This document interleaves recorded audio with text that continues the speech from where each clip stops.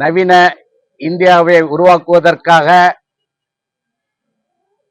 ஏறக்குறைய ஒரு நூற்றாண்டுக்கு முன்பாக ஒரு மிகப்பெரிய புரட்சியை ஏற்படுத்திய தாத்தா ரெட்டமலை சீனிவாசன் அவர்களுடைய 166வது பிறந்த தினத்தில் மக்கள் தேச கட்சி இன்று நாங்கள் அவருக்கு புகழஞ்சலி செலுத்திக் கொண்டிருக்கின்றோம். தாத்தா பாபா சாஹேப் அண்ணல் அம்பேத்கருடன் இணைந்து இந்தியாவை கல்வி அறிவிலும் பொருளாதாரத்திலும் சுதந்திர இந்தியாவை பெறுவதில் முனைப்பாக செயல்பட்டார். வட்டமேசை மாநாடுகளிலும் கலந்து கொண்டு நவீன இந்தியா எவ்வாறு இருக்க வேண்டும் என்பதனை அவர் வட்டமேசை மாநாட்டிலும் இந்தியாவினுடைய மக்களுடைய கருத்துக்களை பாபா சாஹேப் அண்ணல் அம்பேத்கர் அவர்களுடைய வாயிலாக கருத்துக்களை தெரிவித்தார். பல போராட்டங்களை முன்னெடுத்தார். எவ்வாறு தாத்தாவினுடைய புகழ் பெயர் மழுங்கடிக்கப்படுகின்றதோ அதுபோல் இப்பொழுதும் அவர்களுடைய வாரிசாகிய நாங்கள் சமத்துவமான சமூக நீதியான ஒரு நாட்டை உருவாக்குவதில் போராடினால் நாங்களும் புறக்கணிக்கப்படுகின்றோம். இந்த ஊடகத்திலும் கூட சமூக நீதி பேசக்கூடிய பொய்யான சமூக நீதி பேசக்கூடிய நபர்களை முன்னிலைப்படுத்துவார்களே தவிர உண்மையான சமூக நீதிக்காக போராடக்கூடியவர்களை புறக்கணிக்கக்கூடிய நிகழ்வு தொடர்ச்சியாக நடக்கின்றது. இன்று அரசு விழா, இந்த அரசு விழாவிற்கு முதல்வரோ துணை முதல்வரோ வரவில்லை. காரணம், ஒரு வரலாற்று நாயகனை எவ்வாறு புறக்கணிக்கலாம் என்பதற்கு இது எடுத்துக்காட்டு. தொடர்ச்சியாக தமிழகத்தில் வன்கொடுமைகள், ஆணவ படுகொலைகள் அதிகரித்துக் கொண்டே இருக்கின்றது. நேற்றைய கூட கோயம்புத்தூர் மாநகரத்திலே பிஎஸ்சி என்கின்ற மிகப்பெரிய ஒரு கல்வி நிறுவனம், அந்த கல்வி நிறுவனத்திற்குள் நாமக்கல்லை சேர்ந்த ஒரு அருந்ததியர் பெண் மெரிட்டில் தேர்வாகி சென்றுள்ளார்.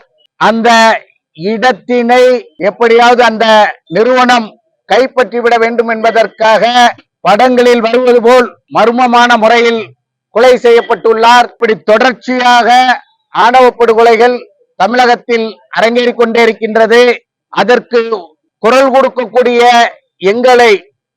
எங்களுடைய குரல் வலைகளை அரசும் இந்த ஊடகங்களும் மறைப்பது வேதனையாக இருக்கின்றது. எவ்வாறு இருந்தாலும் மக்களுடைய திரட்சியோடு பட்டியலினத்து மக்களுடைய கல்வி பொருளாதாரத்தில் வளரும் வரை மக்கள் தேசம் தொடர்ச்சியாக போராடும். பிசிஆர் சட்டத்தை டிஎஸ்பி விசாரிக்கணும்ன்ற ஷரத்தை மாத்தி இன்ஸ்பெக்டரை விசாரிக்கலாம் அப்படின்னு தமிழக அரசு மாற்றி இருக்கிறது. இதை நீங்க எப்படி எடுத்துக்கிறீங்க இந்த விஷயத்தை? அதான் போலியாக சமூக நீதி பேசக்கூடிய முத்துவேல் கருணாநிதி ஸ்டாலின் பட்டியலினத்து மக்களை ஒடுக்க வேண்டும் என்பதற்காக தொடர்ச்சியாக முயற்சி செய்வதில் இதுவும் ஒன்று. எஸ்சி எஸ்டி அரசு பணியாளர்கள் பதவி உயர்வு வழங்கப்படுவதற்கு பதிலாக பதவி இறக்கம் செய்யப்படுகிறார்கள். அவர்களுக்கு முறையாக வழங்க வேண்டிய இடஒதுக்கீட்டை அரசு வழங்கல அப்படின்ற மாதிரியான குற்றச்சாட்டுகளை பொதுவெளியில அவங்க வச்சிருக்காங்க. இந்த செய்திகளை எப்படி எடுத்துட்டு போகணும்? நம்ம நாங்க சொன்னது போல ஸ்டாலினுடைய அரசு பட்டியலினத்தினுடைய மக்கள் கல்வியிலும் வேலை வாய்ப்பிலும் பொருளாதாரத்திலும் வளர்ந்து விடக் கூடாது என்பதனை மிகவும் கவனம் செலுத்தி வருகின்ற நிகழ்வுகளில் இதுவும் ஒன்று. பட்டியலினத்து மக்களை திமுக தன்னுடைய அடிமையாகவே வச்சுங்கிறதுல அவங்க குறியா இருக்கிறாங்க. அதனுடைய தொடர் நிகழ்வு தான் அண்ணன் ஆம்ஸ்ட்ராங்கினுடைய படுகொலையை கூட அந்த வழக்கை நீர்த்து போக செய்யக்கூடிய செயல்களிலே தொடர்ச்சியாக ஈடுபட்டு வந்துகிட்டு இருக்காங்க. ஏற்கனவே எங்களுடைய அண்ணன் ஜெகன்மூர்த்தியார் அவருடைய பொய் புகாரினுடைய அடிப்படையில் கைது கூட எங்களுடைய மாநில வழக்கறிஞர் செயலாளர் அண்ணன் கருணாநிதி அவர்கள் ஒரு பேட்டி கொடுத்தார்.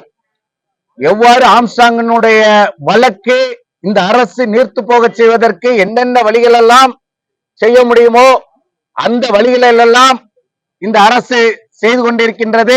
எங்கள் மீது திணிக்கக்கூடிய பொய் புகாரினை பெற்று உடனடியாக எங்கள் மீது எந்த முகாந்தரமும் இல்லாவிட்டாலும் கைது செய்யக்கூடிய நோக்கில் செயல்படுகின்றார்கள். எங்களுடைய மாணவர் அணி செயலாளர் பிரசாந்த் அவர்கள் அண்ணன் ஜெகன்மூர்த்தியினுடைய இல்லத்தில் நின்று அவர்களை தட்டி கேட்டதற்காக 2-3 ஆய்வாளர்கள் 6-7 காவலர்களோடு அவரை குண்டுகட்டாக தூக்கிய சம்பவம் எல்லாம் தாங்கள் புனையக்கூடிய பொய் வழக்கினை பொதுவெளிக்கு வந்துவிடக் கூடாது என்பதற்காக இந்த அரசு தீவிரமான கவனத்தை பட்டியலினத்து மக்களை ஒடுக்குவதற்காக சிறப்பாக செய்கின்றது. வரக்கூடிய தேர்தலில் பட்டியலினத்து எல்லாம் ஒன்று திரட்டி போலி சமத்துவத்தை பேசக்கூடிய முத்துவேல் கருணாநிதி ஸ்டாலினுடைய அரசை அப்புறப்படுத்துவதில் எங்களுடைய பட்டியலின மக்கள் எல்லாம் ஒன்று திரண்டு அந்த அரசை அகற்றுவோம். ஜெய் பீம்.